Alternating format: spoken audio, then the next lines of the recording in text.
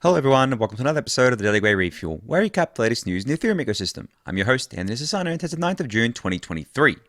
Alright everyone, let's get into it. So, I guess happy Friday, and would you look at that? I didn't miss a Daily Gwei Refuel episode this week. I think it's the first week in maybe over a month that I haven't missed an episode, and I did an episode with Eric Connor on the Saturday last week, and I was just filling in for Ryan Sean Adams on the weekly roll-up with David Hoffman, which you should definitely go check out after you finish up with today's refuel. So I'm feeling pretty good about the content that's been put out recently, and of course, as was announced on Twitter yesterday or the day before, Eric and I are going to continue doing those podcast episodes together.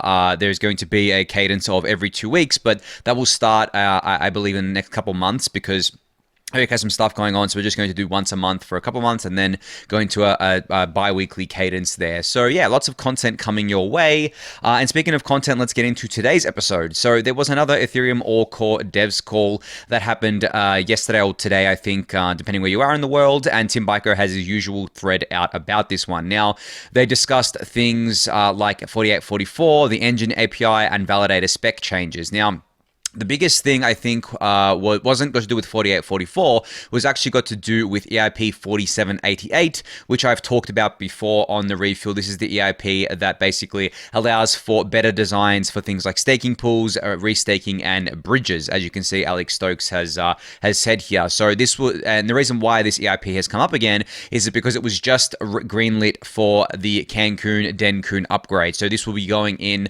alongside 4844. It seems like the Dencun upgrade is going to be quite packed, which is awesome to see. As I've been saying over the past few months, the core devs are really, I guess, like at their best. They're at their peak right now, and they're really just kind of hammering out a lot of these research and development things that are on the Ethereum roadmap. So it's great to see that 4788 has been accepted. Now, I believe if I just Google it quickly here, I can bring up the actual spec, the actual EIP draft, as you can see here. And I'll link this in the YouTube description below. But this basically explains exactly what this is doing. On a technical level, and I guess like the highest level, is that the abstract is that 4788 allows for the commitment of the hash tree root of each beacon chain block in the corresponding execution payload header, to store each of these roots in a stateful precompile. What that means in normal terms is basically, from my understanding, the execution layer and consensus layer will be able to communicate a certain technical thing that allows for better designs of things like staking pools. As I said, I think what it allows for is like force exiting from staking pools, which is pretty cool, but the actual EIP is quite technical, so I wouldn't recommend it if you aren't someone who's technical. If I just Google again, maybe there's something less technical here. There is an Ethereum Magicians post as well that I'll bring up here with Alex Stokes discussing this too. This is actually quite old now. This is over a year old, this thread, but I guess like this will give you more context as well. So yeah, exciting stuff happening in the AllCoreDev world. In terms of 4844, there was some discussion around the size of blobs, because the blobs have a certain size, and to change that size, it will actually require a hard fork each time, and obviously the bigger they are, the more strain is put on the network. So they were discussing whether they were going to have the blob target be changed from 2/4 to 3/6. It was decided that we will keep the 3/6 target limit combo for the next DevNet, and continue discussions around whether this is the right value for mainnet. And there's also a 4844 DevNet 6 tracker that you can check out as well that Tim linked in his thread, which has a bunch of technical stuff going on here, a bunch of the pull requests as well linked here, and then you can check out the rest of Tim Biko's thread. I'll link it in the YouTube description below. And he also has a really good TLDR here for Cancun, which basically lists the EIPs that are included. So EIP 1153, EIP 4788, EIP 4844, 5656, and 6780 so far. This is quite a chunky upgrade, which is just great to see. As I said, like, it's just amazing to see these things going forward and happening so quickly. I haven't seen any indication that we shouldn't expect this upgrade by the end of the year. We're already in June, obviously, but the dev nets are going well. Then there'll be the test nets and main nets. I would expect it probably by Look, October, November, maybe, probably pushing into November. Definitely not December. I don't think they want to do any upgrades in December for the same reasons I've always outlined in the past, that during the holiday period, it's probably not the best time to attempt a mainnet upgrade, right? So yeah, I would still expect this around the October, November timeline, but I'll keep you guys updated on timelines there. This is just my own speculation, by the way. There is no timelines being given yet. It's just estimates based on what I'm seeing. All right, so we all know that the Bedrock upgrade went live on Optimism yesterday or the day before. I think it was yesterday. And there's a thread here from Optimism that basically details the things that they are most proud of that came with Bedrock. So you can check this one out. There's also a new dashboard that Dobby highlighted, a new Dune Analytics dashboard that shows the impact of Bedrock on gas costs on the Optimism network. So it actually led to an impressive 56% transaction cost reduction. So over half a transaction cost reduction on the Optimism network just from this one upgrade. Now, obviously, the transaction cost will keep coming down, but this is awesome because this is a reduction in gas costs without 4844, and obviously with 4844 it's going to reduce them even more. So those numbers that I was quoting from the L2fees.info website were definitely accurate. And there's actually a summary here. You can see here gas fee savings projections by transaction type at current L1 gas prices. If you click through to this, you can actually see a list of each of the transaction types on the Optimism network and what they cost with Bedrock and what they cost in the legacy system, so pre-Bedrock.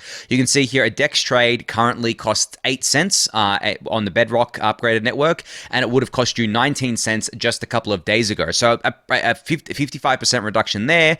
NFT mints got a 62% reduction. ERC20 token transfer 62% as well, and an an ETH transfer got a 66% reduction, and it only costs 4 cents on the Optimism network currently. And I should note that the current mainnet Gwei price is 20, so it is relatively low, and I guess it doesn't scale exactly like this, but if the Gwei price was 40, you would expect that ETH transfer price to double as well. Now, the beautiful thing about 4844 that I need to bring up again is that once it goes live, no longer will most of these transaction costs be affected by the normal gas market on Ethereum, because 4844 introduces a new transaction type that layer 2s take advantage of, or that rollups take advantage of, that basically creates a separate fee market for them. So these costs are going to absolutely collapse. I wouldn't be surprised to see a DEX trade here being sub-cent fees, even when Gwei is like 100 for the normal fee market, because, as I said, it doesn't affect the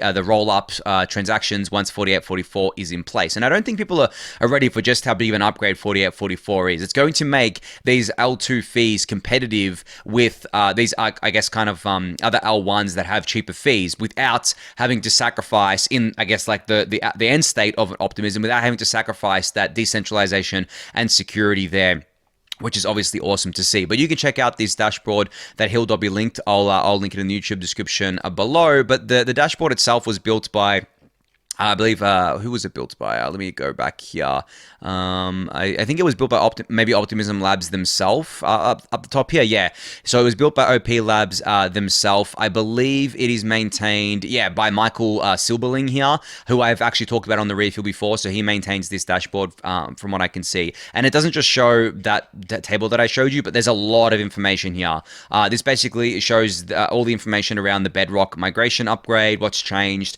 It's very cool. Honestly, it's very cool to see this, because this is exactly what I wanted to see. I wanted to see comparisons. I wanted to see what kind of gas reduction saving would happen here, and an over 50% reduction across the board is incredible. That's half, right? Just from this one upgrade that obviously was in the works for a while, but you can imagine them doing another upgrade later down the line that does this again, and then with 4844 in place, I mean, roll-ups in their end state should definitely have sub-cent transaction fees pretty much all the time, unless they get really, really, really, really popular. But I think at that point, when you have potentially millions of, I guess, like, I hate using this term, like daily active users, but let's just say you have millions of daily active users, then the fee should still be sub-cent. And I think we're going to get to that world. And, when talking about things like daily active users, it's quite funny, because I think that when an app is going to have millions of daily active users, I think that's going to be is it's going to be a game, or it's going to be something got to do with like NFTs or some social media thing. The only thing in finance that I can think of that will have like millions of daily active users, really, I mean, it'll be like I guess like an exchange maybe, but even then, like when you're talking about like actual active people doing active things on the chain, not just bots and things like that, it becomes hard to kind of estimate here. Payments, yes, but I think that we might see an actual kind of dedicated payments layer that won't be a layer 2, it'll be like a layer 3 or something like that, where these things essentially can live higher and higher, and they just recursively post their data and proofs to down the stack, so to speak. So it's kind of hard to map this all out because we don't know exactly what shape it's going to take, but reducing costs regardless of the expected demand on the L2s, on L1, on L3, stuff like that, I think is incredibly important. And also tracking the impact is incredibly important. So that's why I just wanted to highlight this dashboard for you guys. I will link it in the YouTube description below for you to go check out. All right, so last thing actually here on Optimism, the Ethereum on ARM Twitter account shared that they're running an Optimism Bedrock node on a ROC 5B board, which is coming very soon. So just great to see that Optimism with Bedrock is able to run on low power, an Optimism node, I should say, is able to run on a low powered device here. I wonder if I could run this alongside my staking setup on my ROC 5B. I might try it out, but even if I can't, I've got another ROC 5B I can use, or I can potentially run it on one of the 20 Raspberry Pis I have. I have so many Raspberry Pis for some reason. I don't even know why I have that many. I've used them for various different things over the years. I'm actually running a Bitcoin full node on one of them with an external hard drive, but yeah, I like to tinker with those things. But yeah, it'll be cool to see to run these things and then compare them against like an Arbitrum node and like a Polygon ZK AVM node, or when Scroll goes live, their node, right? So yeah, it's going to be interesting to see how that all kind of plays out there. But again, it's not critical for these things to run on this low powered hardware. I think running on just consumer hardware will be fine. But even then, there's different parts of the stack, right? If you're running a prover, you're definitely going to need more powerful hardware, at least for the foreseeable future. I kind of like a zero knowledge prover, for example. And if it depends on what part of the software that you're running will dictate the hardware. But obviously bringing down those hardware costs is critical no matter what piece of the software that you're running here. All right, so USDC, I spoke about the other day that Circle announced that they were bringing native USDC to the Arbitrum 1 network. Well, this is now available. So basically, native USDC was issued by Circle directly on the Arbitrum 1 network. So there are now, I guess, like USDC natively issued on Ethereum L1, and now it's natively issued on Ethereum L2. And now any bridged USDC that comes across from L1 Ethereum to Arbitrum 1 will be named USDC.E, and then it will be bridged to native USDC over time on the network. So it seems like they want to essentially... So this discussion around like native assets is quite fun, but it seems like they want to have, obviously, Ethereum L1 have native USDC on there, but also make sure that they can have native USDC issued on each of the L2s, starting with Arbitrum 1 here, and make sure there's enough liquidity and there's not fragmentation of liquidity and things like that as well. So very, very cool to see this. You can read the full details about it in this blog post and in this Twitter thread, which I'll link in the YouTube description below. I 100% think they're going to do the same thing for Base mainnet, like launch native USDC on there, obviously because Circle works very closely with Coinbase and Coinbase is launching Base. And I still think that they're going to enable free USDC transfers on Base, which is, I actually can't can't overstate how big of a deal that's going to be. I think it really is going to change the game. I think that the Base mainnet, especially because it's probably going to go live after 4844, you're going to have cheap fees generally on on Base, and then you're going to have like free USDC transfers. That's going to be a really big deal. And I think what might be an even bigger deal is if Circle decides to do free USDC transfers on every L2, because it'll just be that cheap to do it after 4844. Because right now they're doing it on the Polygon POS chain, which is still quite expensive. It's not as cheap as it can be. And the Polygon POS chain isn't actually a rollup, as we all know. It's effectively its own kind of like layer one or a side chain. whatever else you want to call it there.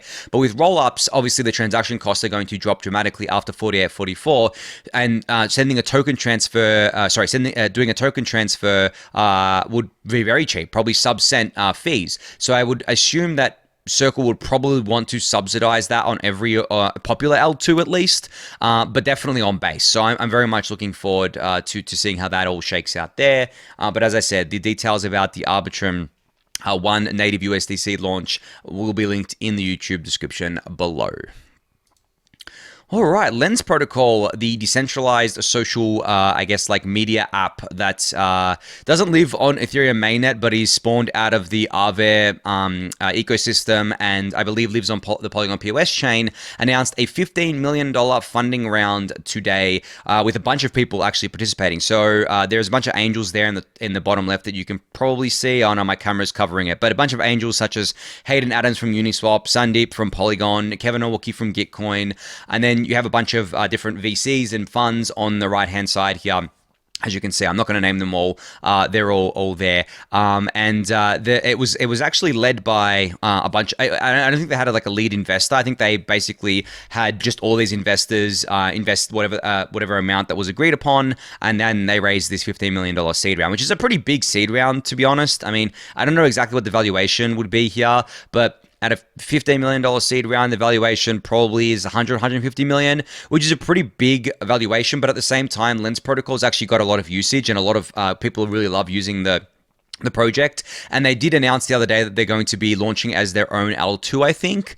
They did fumble the announcement. This was a few weeks ago, actually. They did fumble the announcement a bit, but that seems to be their plan, launching as an L2. Now, maybe not launching as a full rollup, but something like a Validium where the data is stored off-chain, and then they just put the proofs on-chain. That'll be pretty cool. And what'll be even cooler is if they use something like eigenlayer restaking for data availability, because that'll make it even more secure, or potentially more secure. Obviously, we need to see when Eigenlayer goes live here. So I guess, congrats to the Lens Protocol ecosystem and team for this raise here. It's really great to see that they're having a really good, play at building a proper decentralized social media website. And I remember I discussed a few days ago around the fact that I think there's a lot of power in decentralized social media, because essentially you can make it so that no one controls the state, or no one controls the network effect and database. So anyone who wants to build an interface on top of it can do so, and they won't just be rugged by some centralized company like what happened with Twitter, like what happened with Facebook, and like what seems to be happening with Reddit right now, where they're trying to kill third-party apps,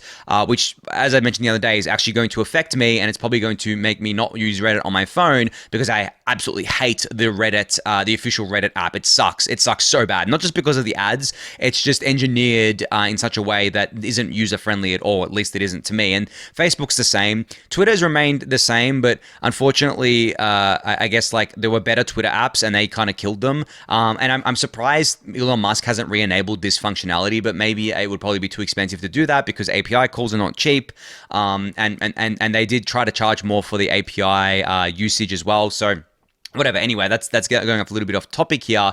But yeah, I think out of all the social media apps that I've seen over the years, the two that still get me most excited are Lens Protocol and Farcaster. And speaking of Farcaster, I actually have more Farcaster invites, so you should DM me if you want a Farcaster invite, preferably on Discord, or if you can't DM me, just tag me and I'll get to you. I don't know how many invites I have actually. Let me check before you all kind of DM me here. Oh man, I'm gonna have to log in again, won't I, here, because I restarted my computer. Yeah, okay, I can't check right now, but I think it was 30 invites, something like that. So yeah, I've got more Farcaster invites. But as I was saying, the two that I'm most excited about are Lens Protocol and Farcaster, and they seem to be taking different approaches to things. Lens Protocol seems to be more focused on, I guess, the Web3 side of things and integrating with NFTs and I guess SocialFi and stuff like that, whereas Farcaster is really just trying to make a better Twitter that is it is decentralized but is also able to have apps built on top of it, because there's Farcaster,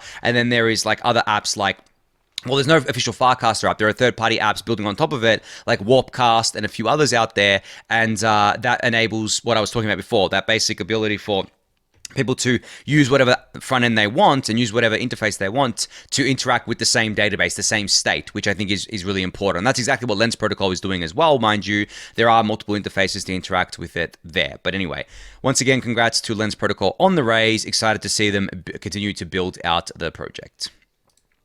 All right, speaking of fundraisers, Taiko has announced their $22 million funding round. So this was spread across 2 different rounds. They have a seed and a pre-series A. So yeah, $23 million was raised across both of those. I do have to disclose that I was an investor in this round, but you know me, I love being invested in all the L2s. I mean, I am an L2 guy, so it's a no-brainer for me to invest here. And one of the founders of Taiko, Matt Feinstein, who I've talked about before, used to be at Loopring, is one of my good friends as well, so very happy to support him. So the rounds were led by Sequoia China and Generative Ventures here, with participation from a bunch of other funds and VCs, as well as angels such as myself, Patricio Watholta from POAP, and Tim Baiko from the Ethereum Core Devs. Obviously, you all know Tim Baiko here. You can read, I guess, like the full post here and the full tweet thread, which I'll link in the YouTube description below about this. But I'm really excited about Taiko because they're, as far as I know, the only one building a Type 1 ZK AVM right now. And the cool thing about a Type 1 ZK AVM, from my understanding at least, is that it is the one that can actually be enshrined at layer 1. So what could end up happening here is Taiko obviously launches their ZK AVM as a layer 2. They have lots of usage on there. They build all the technology around it. They build up the ecosystem around it. And then potentially when the Ethereum mainnet, the Ethereum L1, wants to integrate a ZK AVM at L1, they could take Taiko's technology and integrate it there. Now, this isn't to say that that would replace Taiko at L2.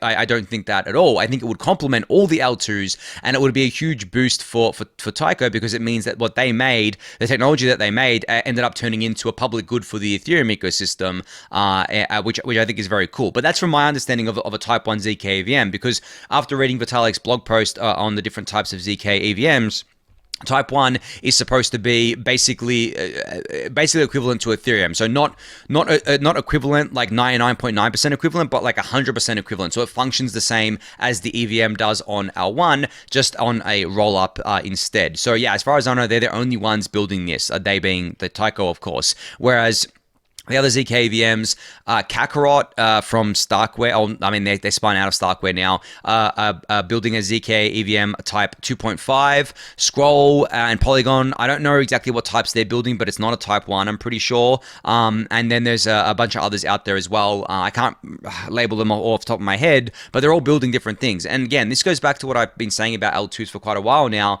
is that with these L2s all experimenting with different things, we basically get like a huge R&D arm that's separate to Ethereum L1 for just scalability, but not just for scalability, for EVM, right? For EVM research, for research around things like using different programming languages to write smart contracts, different technology types, all these sorts of stuff. So and that is all funded by obviously VCs, but I don't think that's a bad thing, because think of it like this. The VCs and the funds and whoever else, they're not going to invest in ETH, right? Unless they buy it on public markets, because there is no Ethereum seed or pre-seed, or there was just the Ethereum ICO, and that's done now. So the VCs obviously want to fund things where they think they can get a return on their investment from, and a big return on their investments. So in a roundabout way, what they're doing is they're funding Ethereum core development, because a lot of the ideas that are being done at L2, a lot of the stuff that's being done at L2 does have implications for L1.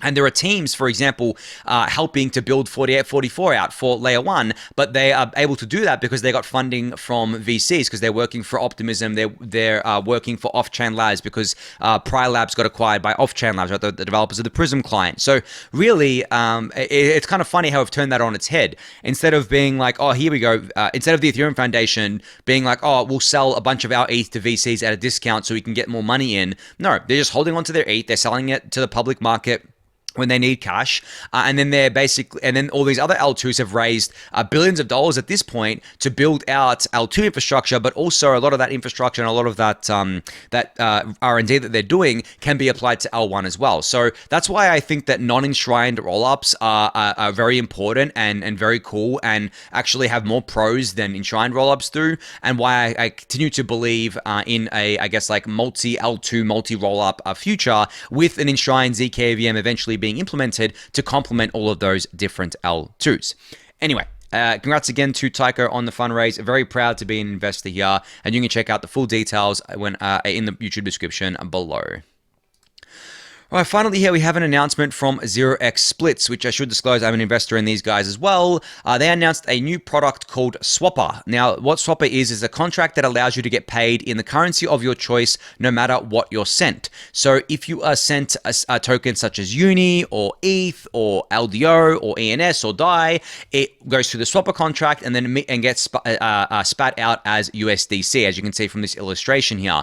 Now, why this is really cool is because essentially, I've been talking about the, I guess, abstraction of things a lot on the Refuel, particularly when it comes to things like fees. So on the L2s, they most of them use ETH, or pretty much all of them use ETH for fees. But the thing is that they can actually use any token that they want if they had something like a swapper contract, for example, where essentially what you would do is you would allow the user to pay using USDC. Then in the background, that USDC would get automatically traded for ETH, and then that would be used to pay the transaction fees on Ethereum L1 in order to post data and proofs, and then ultimately that still gets burned. So the user gets to pay in, USDC or whatever other token that you would like to support, but then it ultimately gets paid in ETH. So where something like Swapper comes in, it's obviously not got to do with gas fees, but it's got to do with payments, where if a user in their Ethereum wallet, obviously they're going to have ETH a lot of the time,